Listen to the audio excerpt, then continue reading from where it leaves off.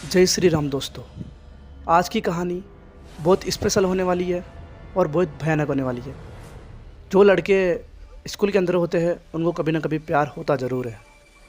तो आज की घटना प्यार के ऊपर ही है, बहुत भयानक घटना है। तो हमारे जो सब्सक्राइबर है जिनका नाम चिंटू है, उनके साथ एक घटना बीती थी। उन्होंने हमको ये बताया और अब मेरे माध्यम से आपको मैं बताता हूँ। चिंटू क्लास 7 में पढ़ता था। अब आपको बताता हूँ कि चिंटू कौन है। चिंटू का जो फैमिली बैकग्राउंड है वो पॉलिटिक्स मामले में है। चिंटू एक अच्छे ख़ानदानी बहुत पैसे वाले परिवार से हैं। तो वो एक स्कूल के अंदर पढ़ता है, ठीक है। स्कूल के अंदर पढ़ता है तो सभी लड़के उससे कहते हैं, उसके जो फ्रेंड सर्किल है, कि यार तेरे को वो लड़की निहारती है, काफ़ी देर से शायद तेरे को पसंद करती है, ऐसा कहते हैं उसके दोस्त। चिंटू सोचता है यार करती होगी। तो चिंटू ने भी अब नोटिस करा था कि जब आधी लंच होता है, जो आधी रेस्ट होता है, यानी कि आधी रेस्ट के अंदर जो भी होता है, पीरियड ख़त्म होता है, तो वो लड़की उसको अलग निगाहों से देखती है, जिसका नाम दिव्या होता है। दिव्या उसको अलग तरीके से देखती है और सभी लड़के उससे बात करने की कोशिश करते हैं, परंतु वो चिंटू के पास आकर ही बात करती है, और के पास नहीं जाती और वो और लड़कों से बोलती भी नहीं है। अब आपको बताता हूँ, जो दिव्या है वो थोड़ी पढ़ने में कमज़ोर है, तो जो अपना चिंटू है ना, वो उसकी मदद करता है पढ़ने में। अब उनकी जो दोस्ती थी वो दोस्ती में उनका जो व्यवहार था वो दोस्ती में बदल चुका था। अब उनकी जो परीक्षा आती वो क्लोज आ गई थी। अब उनकी रोल नंबर भी दिव्या के और चिंटू के पास पास ही थे। तो वो उसकी मदद करा था, उसकी कॉफ़ी भी वो खुद ही लिख देता, कभी बार तो कभी वो उसको दिखाता अपना कॉफ़ी का, तो ऐसा करके वो उसको पास करा दिया। अब ये बात टीचर को पता चल गई थी कि चिंटू के और इन दोनों के कुछ लफड़ा है, तो टीचर ने उन दोनों को अलग अलग कर दिया। उनके रोल नंबर जो सीट वाइज थे वो अलग कर दिए। अब बेचारी ये इनकी दोस्ती 8वीं पास हो गए ऐसे करके, अब वो 9वीं में आ गए थे। तो 9वीं के अंदर उस लड़की को फेल हो गई वो लड़की, क्योंकि चिंटू ने बताया नहीं था, मैंने आपको बताया ना, वो लड़की फेल हो जाती है और वो अपना स्कूल छोड़ देती है। चिंटू एक अच्छे परिवार से हैं, यानी कि उसका बैकग्राउंड काफ़ी मजबूत है, पैसे वाला का। तो वो इस लड़की से इसलिए बात करता था क्योंकि इसके मम्मी पापा गुजर गए थे, ये अपने चाचा चाची के यहाँ रहते थे, इसलिए। तो वो लड़की ने अपनी पढ़ाई छोड़ दी। ऐसे करके 9th पूरा निकल गया, 10वीं निकल गई, 11वीं निकल गई, 12वीं निकल गई।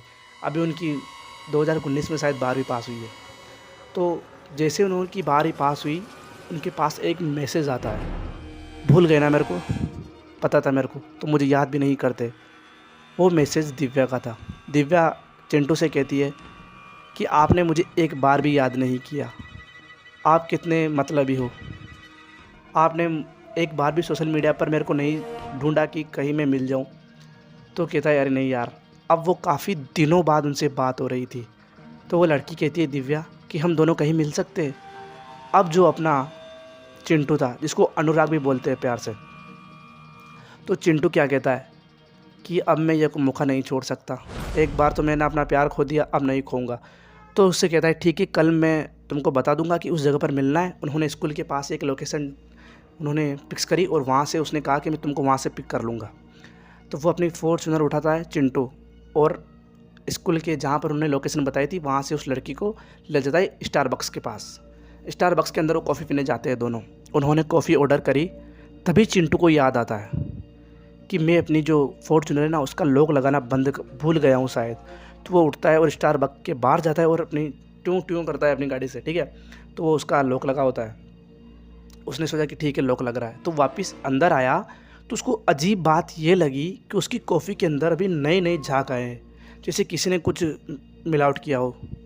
उसको लगा होगी यार, उसने इतना सीरियस नहीं लिया। उसके बाद उसने वो कॉफ़ी पी, मतलब कॉफ़ी पी, है ना। और उसके बाद वो पूरा शहर घूमे, काफ़ी देर तक घूमे वो। अब उनको शाम हो चुकी थी। शाम हुई, शाम होने के बाद उनको उस लड़की ने कहा, दिव्या ने, कि अब चिंटू मेरे को घर छोड़ दो। तो उसने घर उसको छोड़ दिया। वो जैसे अपने घर की तरफ आ रहा था, उसको लगा कि आज का दिन काफ़ी अच्छा था। तो उनके घर के पास एक नहर पड़ती है। उस नहर के पास उसको एक महिला सामने खड़ी दिखाई दी। उस महिला ने लाल कलर का जोड़ा पहन रखा था, हाथों के अंदर पायल थी, हाथों के अंदर पायल थी जैसी, मतलब थी चांदी की, वो शायद कड़े होंगे, तो वो पहन रखी थी। उसको लगा चिंटू को कि ये महिला कुछ ना कुछ गलत करने जा रही है।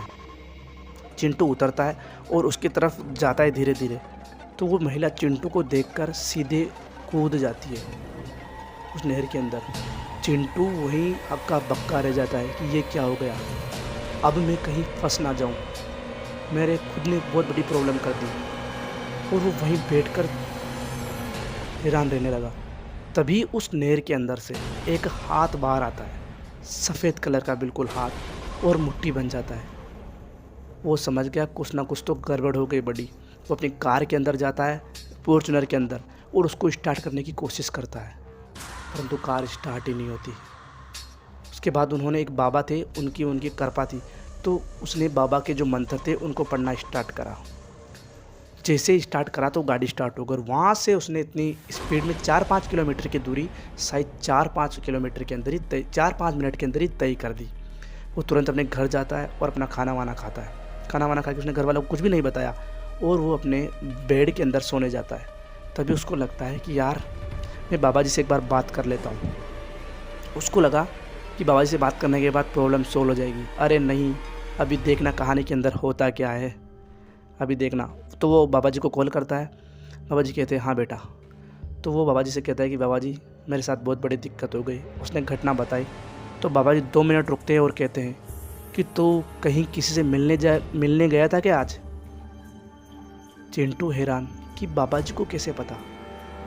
उसने कहा हाँ बाबा जी, गया था एक लड़की से और मेरे को मतलब मेरी साथी से मेरा वो प्यार था, तो अब मेरे को मिला है और मैं उसे खोना नहीं चाहता, इसलिए मैं उससे मिलता हूँ।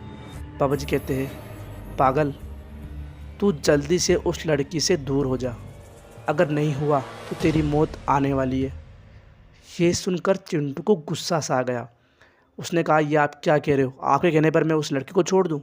अरे नहीं, मैंने गलती कर दी आपसे फ़ोन करके, आप बस मेरे घर वालों को मत बताना, ऐसा कहता है चिंटू। यानी कि चिंटू उस लड़की के लिए बाबा जी से लड़ गया, जो उनके घर के थे, उनकी कई बार रक्षा करी थी। अभी बताता हूँ क्या होता है आगे। उनसे लड़ जाता है और फ़ोन काट देता है और सो जाता है। अब करीब 5 या उसको 10 मिनट हुए थे नींद आए हुए। उसके बाद वो सपने में देखता है कि वो नहर के पास से गुजरता है। वही महिला उस नहर के अंदर कूदती है और वो आवाज़ दे रही होती है कि प्लीज़ चिंटू मुझे बचा लो, प्लीज़ चिंटू मुझे बचा लो। चिंटू जब गौर करके देखता है तो वो देखता है कि वो दिव्या है और वो उसको मदद के लिए बुला रही है।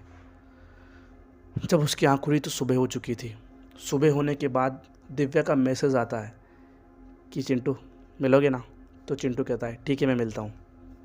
उन्होंने वहाँ से उठाए और उठाने के बाद वो मतलब लोकेशन फिक्स कर ली थी कहाँ से उठना है, तो वहाँ से उठा ली। अपनी गाड़ी उठाई थी उसने फॉर्च्यूनर और वो चला गया उससे मिलने।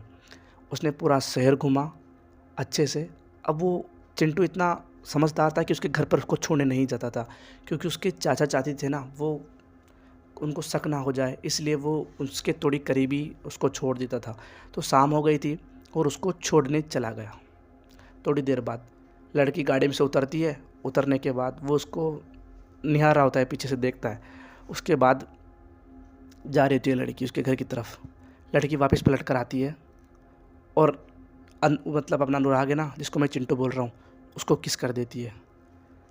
अनुराग को ऐसा महसूस होता है कि कोई चीज़ जैसे मोती होता है ना, वैसा का उस लड़की के मुंह से, उस लड़की ने कुछ मुंह में दबा रखा था, उसके मुंह से उसके मुंह में आया डायरेक्ट अनुराग के मुंह में। अनुराग बोल दो ना, अच्छा नाम है। अनुराग के मुंह में आया और वो डायरेक्ट गले के माध्यम से पेट के अंदर चला गया। उसने ये बात नोटिस करी थी। उसके बाद उसने सोचा यार कुछ होगा। उसने किस करा, वो अपने मोमेंट को याद करता हुआ घर की तरफ चला गया। घर की तरफ गया तो वो सोया। उसको रात के अंदर वही सपना वापस आता है, वही सपना वापस आ जाता है। वही महिला वही बार बार उसको पुकार रही है। परेशान हो जाता है वो, ये कि मेरे साथ हो क्या रहा है। अगले दिन उसका लड़की का कॉल आता है कि हम दोनों शादी करेंगे और मैं तुमको कभी नहीं छोड़ना चाहती। करीब 19 साल का लड़का आप शादी का डिसीजन लेगा, देखना होता क्या है।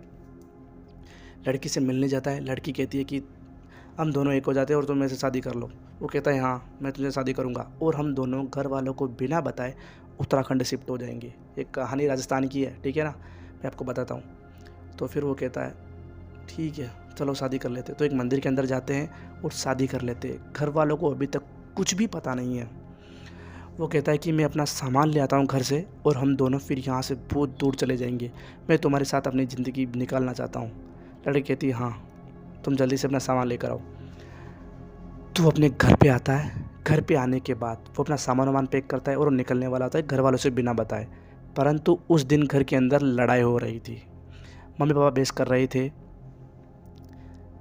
कि तू किससे बात करता है। उनको पता चल गया था, क्योंकि घूमने जाते हैं ना, तो किसी न किसी ने उनको बता दिया था कि तू जिस लड़की के लिए जा रहा है उसके कौन है वो, तू कैसे उससे, मतलब तू कैसा आदमी, क्या हो गया तेरे को। तो अपना अनुराग क्या जवाब देता है घर वालों को, तुम्हें क्या लगता है मैं तुम्हारे लिए उसको छोड़ दूँ, मैं उसके लिए तुम्हें छोड़ दूँगा। ये बात सुनकर उसके पापा हैरान रह गए कि मेरा चिंटू यानी कि मेरा अनुराग मेरे से ऐसे बात कर रहा है। तो उस दिन तो उसका दिमाग ख़राब हो गया उस रात। तो उसने कॉल करके उसको बता दिया दिव्या को कि अभी नहीं आ सकता, घर पे प्रॉब्लम है, कल सुबह जल्दी चलेंगे। तो अपने घर के अंदर जाकर सो जाता है, अपने रूम के अंदर जाकर सो जाता है। और इसको पता नहीं है कि बाबा जी का और इनका प्लान बन चुका है। बाबा जी ने इनको बताया था शायद। तो बाबा जी के पास जाते हैं और कहते हैं कि देखो बाबा जी, वो कहीं भाग ना जाए, प्लीज़ उसका कुछ कर दो, मेरा एक ही बेटा है। बाबा जी कुछ एक लोटे के अंदर उसको जल देते हैं और कहते हैं कि जब वो सुबह उठे ना तो इसी पानी से उसको उठा देना।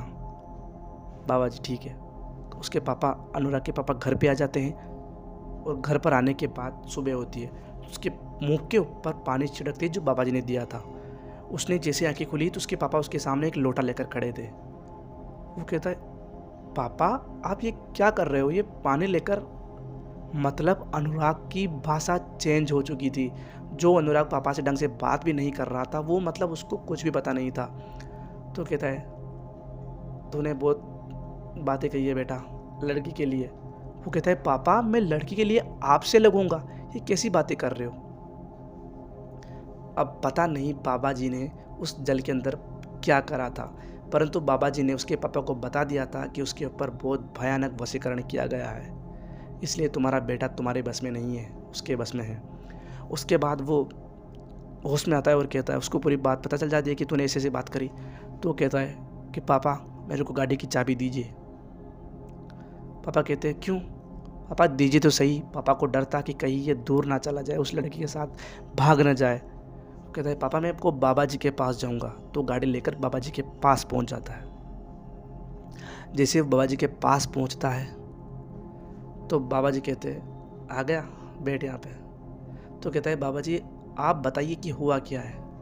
तो वो बाबा जी कहते हैं कि तू लड़की ने तेरे ऊपर वशीकरण कर रखा है, तेरे बस की बात नहीं थी, तूने तेरे घर वालों को भी ऐसे ऐसे कहा। तो फिर वो कहते हैं, बाबा जी बताते हैं फिर से कि तू उस लड़की से मिलने जाता है, तो उससे ये भी कहता है कि मैं जब यूँ से शिफ्ट होऊंगा तो तेरे को साथ लेकर जाऊंगा, तेरे साथ ज़िंदगी गुजारूंगा, तेरे लिए घर वालों को छोड़ दूंगा, ऐसे ऐसे बातें करता है तू। तो फिर वो अनुराग कहता है कि बाबा जी जब आपको पता है तो आपने मेरे को पहले क्यों नहीं बताया। अनुराग को ये भी पता नहीं है कि वो बाबा जी से लड़ाई करके उसने फ़ोन काटा था। उसने कहा कि ठीक है, तो बाबा जी मेरे को इस चीज़ से बाहर निकलना है। अनुराग कहता है बाहर निकलना है ना इस चीज़ से, आज अभी तू यहाँ से घर जाएगा, तुरंत अपने फ़ोन को स्विच ऑफ करेगा, उसके बाद रात के 10 बजे तू वहाँ से निकलेगा और 11 बजे के पहले पहले यहाँ पर आ जाना चाहिए। अनुराग कहता है ठीक है बाबा जी। जैसा जैसा अनुराग ने कहा, जैसे जैसे बाबा जी ने कहा अनुराग ने वैसा ही करा। अनुराग तुरंत अपने घर जाता है, स्विच ऑफ करता है और 10 बजे अपनी गाड़ी लेकर बाबा जी के वहाँ पहुँच जाता है।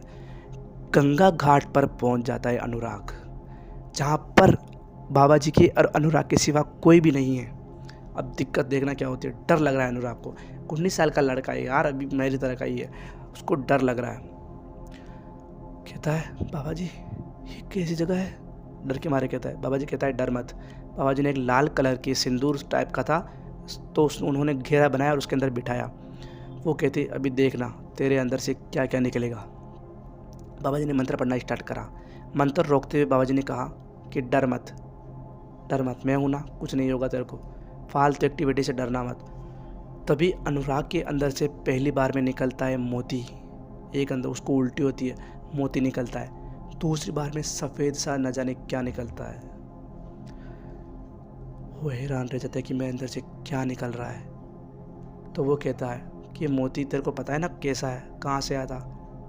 अनुराग को पता चल गया कि मोती कहाँ से आया था, उस लड़की ने किस करा था, तब पता है ना सबको, वहाँ से आया था। अनुराग कहता है बाबा जी फिर ये सफ़ेद सफ़ेद क्या है? अब बताता हूँ क्या होता है। अनुराग मतलब बाबा जी कहते हैं वो जो लड़की है ना, तुम्हारे गांव के अंदर अभी ताज़ा ताज़ा एक दुल्हन थी। गांव के अंदर रहते थे, अच्छे खान अच्छे बिजनेसमैन थे और अच्छे पॉलिटिक्स थे, तो गांव के अंदर रहते थे, ठीक है। गांव के अंदर शांति होती है, इसलिए तुम्हें मत समझना कि पॉलिटिक्स से गांव के अंदर क्यों। गांव बहुत अच्छी जगह है शांति के लिए। तो बाबा जी कहते हैं कि तुम्हारे गांव के अंदर एक नई नई नई दुल्हन मर गई थी। जब वहाँ पर उसका अंतिम संस्कार किया तो वहाँ पर उसकी राख थी। तुम्हारी दिव्या वहाँ पर गई, उसने उस राख को उठाया और उसने तुम्हारी कॉफ़ी के अंदर इसको डाला था। और जो तुमको सपने में दिखाई देता है ना वो महिला, वो तुमको वशीकरण करने के लिए आती है। लाल कलर के जोड़े वाली महिला वशीकरण के लिए आती है और वो सब दिव्या करवाती है उससे। अब मैं आपको बताता हूँ, आप सोच रहे होंगे कि दिव्या को इतना सब कैसे पता। दिव्या के जो पापा थे ना वो शमशान घाट के अंदर काम करते थे। तो दिव्या को ऐसा अनुभव था क्योंकि उसके पापा काला जादू सब कुछ जानते थे, तो उसको पता तो था कि कैसा करता है। उसके बाद वो कहता है ठीक है बाबा जी, तो उस लड़की से दूर हो जाना। ठीक है बाबा जी। वहाँ से वो आ जाता है अपने घर पे। उसका जो उसने अभी, आपको क्या लग रहा है अभी उसकी गलती देखना अभी क्या होता है। घर पे आता है, उसने अपना फ़ोन स्विच ऑफ था तो स्विच ऑन करा तो धड़ाधड़ मैसेज आते बिना करीब 70-80 मैसेज, कॉल पे कॉल। वो कॉल दिव्या की थी। दिव्या कहती है तुमने फ़ोन स्विच ऑफ करा और क्यों करा? हम दोनों तो आज यहाँ से बहुत दूर चल रहे थे ना, प्लीज़ यहाँ से चलो, मेरे को तुमसे। उसने ऐसा एक चीज़ कहा जो बहुत भयानक था। उसने कहा कि तुम मेरे से मिलो प्लीज़ और अपन दोनों एक हो जाते हैं, अब फिजिकल होना है, ऐसा उस लड़की ने कहा। वो कैसे भी करके उसको वश में करना चाहती थी। अनुराग कहता है ठीक है मैं तुमसे मिलता हूँ, ठीक है। उसने इस बात को करीब 2 महीने तक टाला परंतु उससे मिला नहीं। उसके बाद वो लड़की कहती है तुम मेरे से मिलना नहीं चाहते क्या? उसने कहा मिलने आता हूँ, ठीक है। अब वो महीना आ गया जब उसको यूएसए के लिए जाना था। किसको? अनुराग को। वो वहीं शिफ्ट होना चाहता था। वो उस लड़की से भी कहता था कि मैं यूएस जाऊंगा और वहीं सेटल होऊंगा और तुमको भी वहीं लेकर जाऊंगा। वहाँ सेटल हो जाता है, उसका फ़ोन स्विच ऑफ हो जाता है, वो वहाँ जाता है। उस लड़की को कैसे भी करके किसी भी तरह उसको पता चल जाता है कि अनुराग यूएसए जा चुका है। वो लड़की अपने आप को ख़त्म कर देती है। उसके बाद अनुराग को कॉल जाता है उसकी बेस्ट फ्रेंड का, उस लड़की की बेस्ट फ्रेंड का, कि तेरे वजह से दिव्या मारी गई। अनुराग कहता है मेरी वजह से नहीं, मैंने उसके लिए खूब करा, परंतु फिर अनुराग ने उसको बात बताई कि क्या कर रखा था उसने मेरे ऊपर। अनुराग मेरे हिसाब से गलत नहीं था। उसने हमको जो घटना बताई वो बिल्कुल लॉयल तरीके से बताई है और ये कहानी में आप तक पहुंचाई है। दोस्तों कहानी अच्छी लगी हो तो वीडियो को लाइक कर दे, चैनल को सब्सक्राइब कर दे। Bye bye.